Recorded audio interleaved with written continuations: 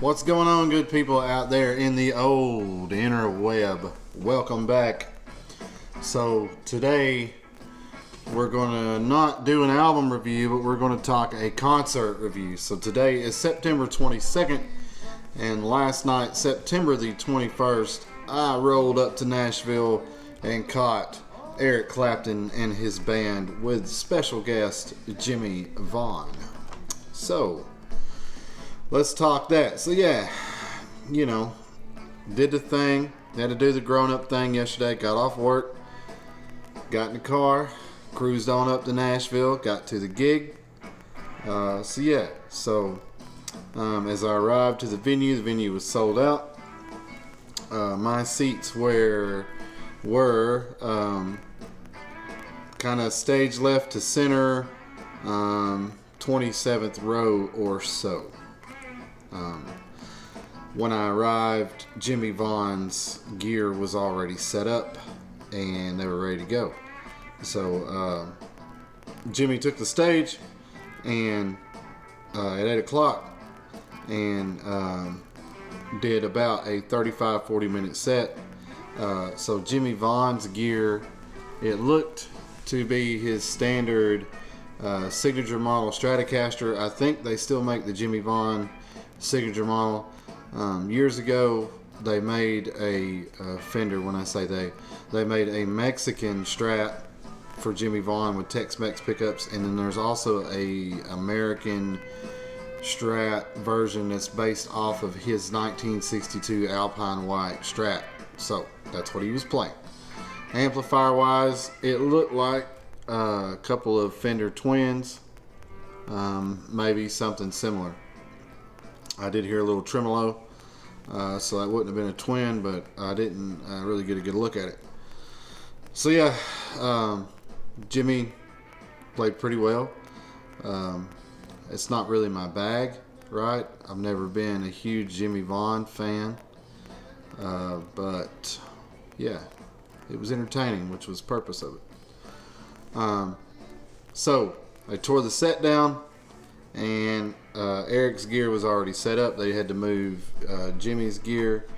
So got down, walked down, took a photo of Eric's amps. Just, because that's what we like to do on this channel, is talk gear. And then tried to get over to Doyle Bramhall II, who I'll talk about in a minute.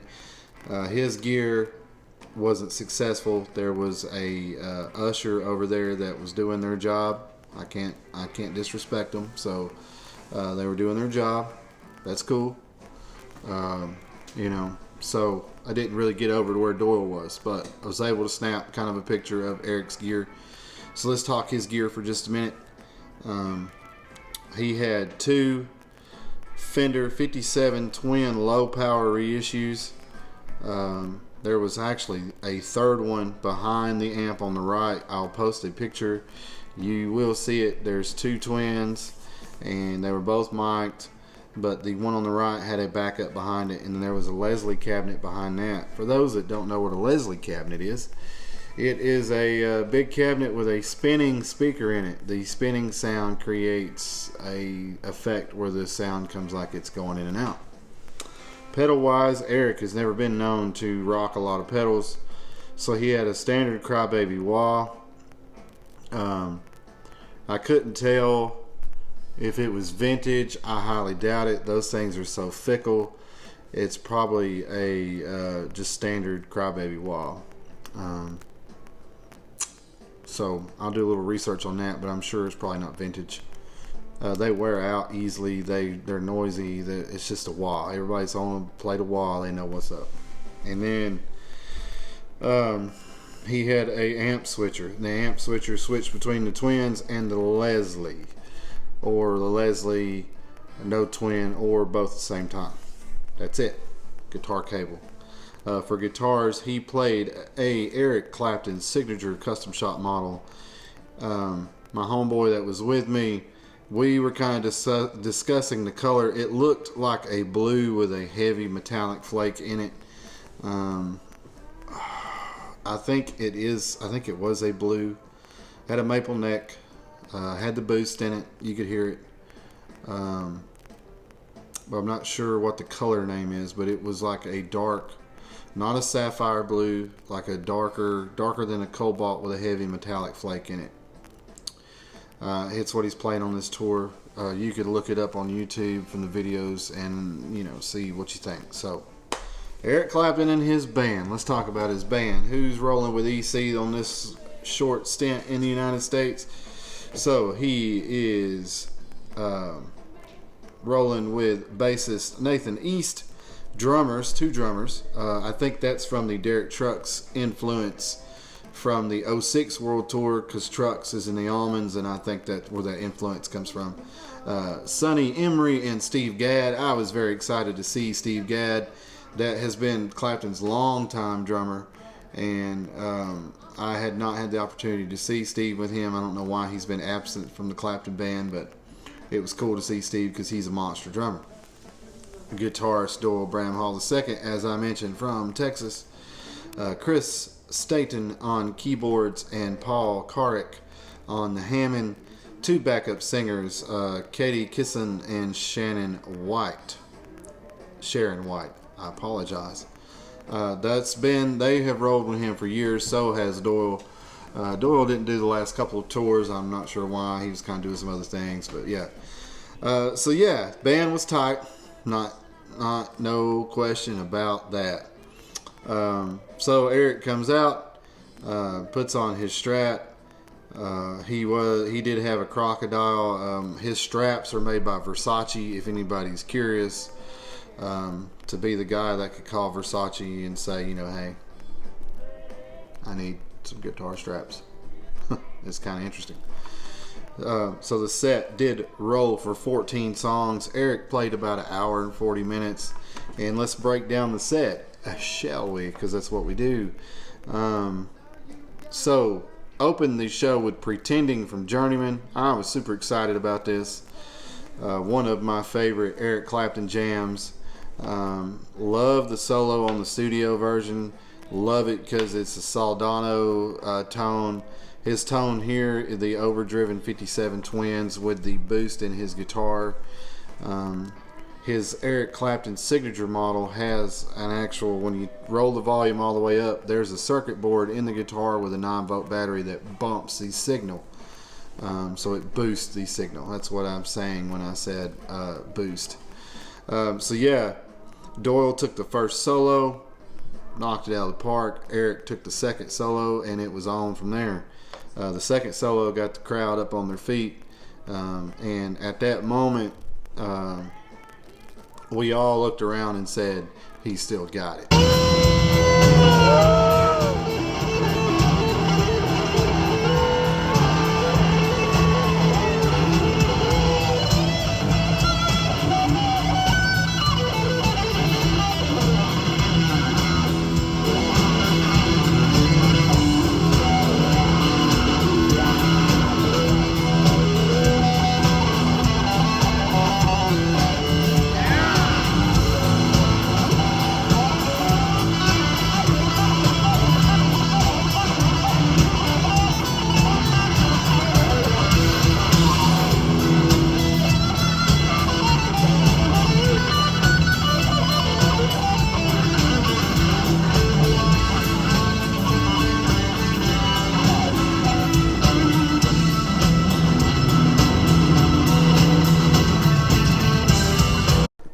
The guy still got it. Voice sounds good. Playing is great. I've read some comments online from some people that say, "Oh, he's phoned it in. He's playing the same solo in every song. He just ain't got it no more. He's just, it's a cash cow. He's just cashing a check." I didn't feel that way. I'll talk some more about that when I get done reviewing the set list. Pretending to Key to the Highway off of Derek and the Dominoes, the Layla album, blues shuffle. They all stretched their legs. You know, the keyboardist got in on the action, so that's cool. I'm Your Hoochie Coochie Man. I Shot the Sheriff, which was pretty rocking. We'll talk about that in a second. And then he picked up the acoustic and sat down. So he did Drifting Blues, Man of the World. Now, Man of the World is a song that he's doing currently as a tribute to Fleetwood Mac guitarist Peter Green. If you do not know, Peter Green was in Fleetwood Mac before Fleetwood Mac got to be what most people know with the ladies and Lindsey Buckingham. They were a rock solid blues band before that. So if you dig into the early stuff with Peter Green, you'll figure that out. So there's that. Onward. So Nobody Knows You When You're Down and Out. That is a rockin' tune there from the Unplugged. That really showed Eric's acoustic capabilities are still there. And yeah, so that was cool. And then Tears in Heaven, which, knowing the background of that song, for those that don't know, he had a child that fell out of a window, high-rise window in New York. Connor Clapton, he was 4 or 6, I don't really remember, but tragic, right? So for Eric to play that for us, I'm thankful that he did. There were a lot of people, I think, that just wanted to hear it strictly because it was what it was, but for me personally, it was a heavy moment. Maybe that's the way he's grieved over all these years. I'm not sure, but man, it was heavy. And then Layla acoustic. So he doesn't. If you've seen him and you've gotten to see Layla electric with the full band, consider yourself fortunate, because he does not do that often. He just doesn't have the personnel to do the piano coda at the end with the slide. At 06 with Derek Trucks, that was a key highlight to those sets. When I saw him, it was the showstopper of the show. It was phenomenal. So after Layla, they plug back in, and they do Got to Get Better in a Little While. That's a song that was supposed to have been on Layla and Other Assorted Love Songs, but it did not make the cut for the album. It is a pre-Duane Allman song. It was released later. So Wonderful Tonight, Little Queen of Spades, which was, digging back into his blues roots. Cocaine, and then they exited the stage. That was what they gave us. And then the encore was High Time We Went. When they rocked High Time We Went, they brought out Jimmie Vaughn. They brought out Marcus King. If you have not heard Marcus King, I'll place a link to his jam. Marcus King is one of the up-and-coming guitar slingers, the next generation of guys once Clapton and all of our heroes have moved on, which is unfortunately life, right? So some of us take for granted that we're on the planet at the same time as some of these guys. Like, I'm fortunate that I'm on the planet while B.B. King was on the planet, while Buddy Guy's on the planet, Eric Clapton, Santana, the list goes on and on, Eddie Van Halen. So if you're a guitar player, musician, whatever, consider yourself lucky. The next group will come up and we'll be gone. That's just life, but we're fortunate, right? So let's just count our blessings with that. Anyway, High Time We Went is a Joe Cocker song. Eric handed the lead vocal duties over to Paul Carrick. The people are wondering why he does that. Paul was in Joe Cocker's band, so it makes sense.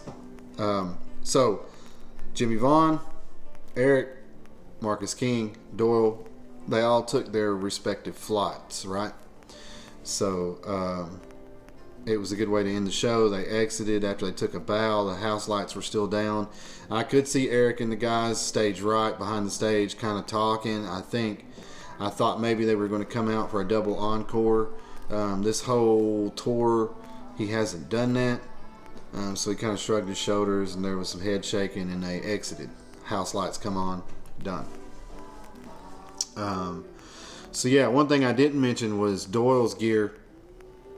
The energetic ushers that were doing their jobs. It's cool.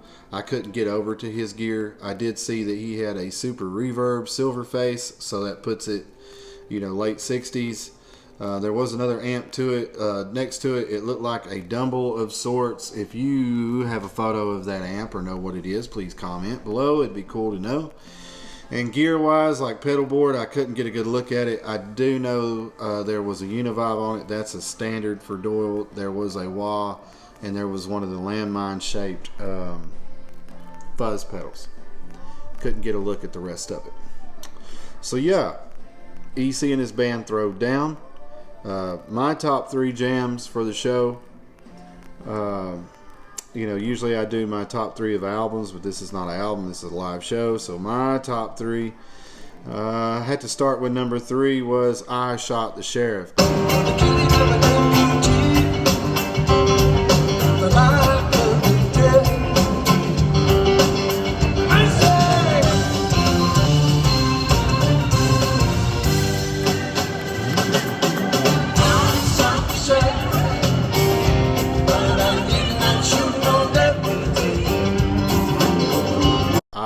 Shot the Sheriff was on fire. The intro was killer. They all did kind of a little rocking, dancing intro. Then Eric brought in the main riff, and it was a laid back reggae groove.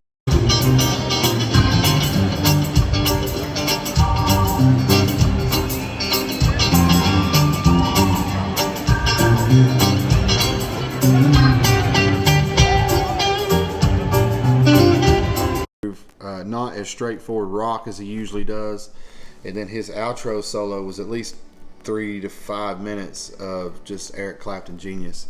So yeah, I was pleased with it.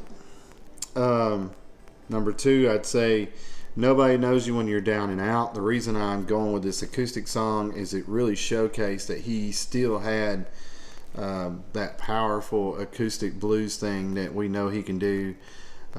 Playing that style of acoustic is not easy, ladies and gentlemen. I suck at acoustic guitar. I'm not that great of an electric guitar player, but to watch him finger pick that song, it really showcased a talent that really people don't know that he has. They think of him as an electric player.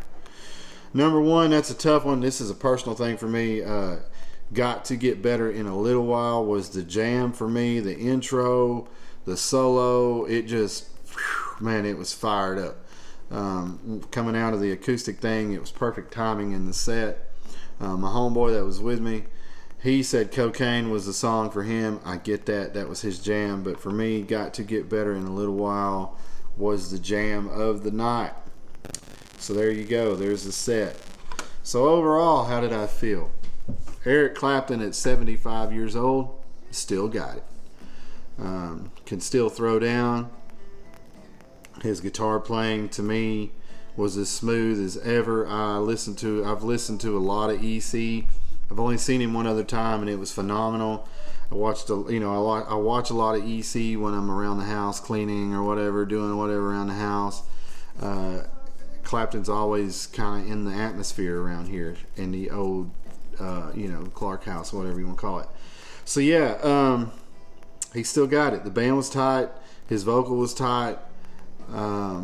Is this the set that I really wanted? No, I'm going to be transparent with you. There's some songs that I really wanted to hear that I just knew we weren't. I'd looked at the sets previous. He's only done 3 or 4 shows before this. I would have loved to have heard Forever Man, Let It Rain, Have You Ever Loved a Woman, Any Day, anything like that. But this is what we got, right? We have to be thankful for it. He has chosen to go out in these times, uncertain times that we live in, and he probably won't ever see this, but damn, am I thankful that he did. Like I said, our heroes are moving on, and this was an opportunity to see one of mine, in a good venue with good sound, and he could still throw down, right? So, all right, there's my review of it. If you missed it, playing Atlanta, September 23rd. Get off your tails and go get a ticket. You know, you need to see EC if you can do it. His age, his health, you just don't know. Could this have been the last go round? For me, it probably was. But you just don't know. So there you go, ladies and gents. As always, drop a comment. Let's start a conversation. Hit that subscribe button. Hit the like button. And remember, that music is love. Love is music.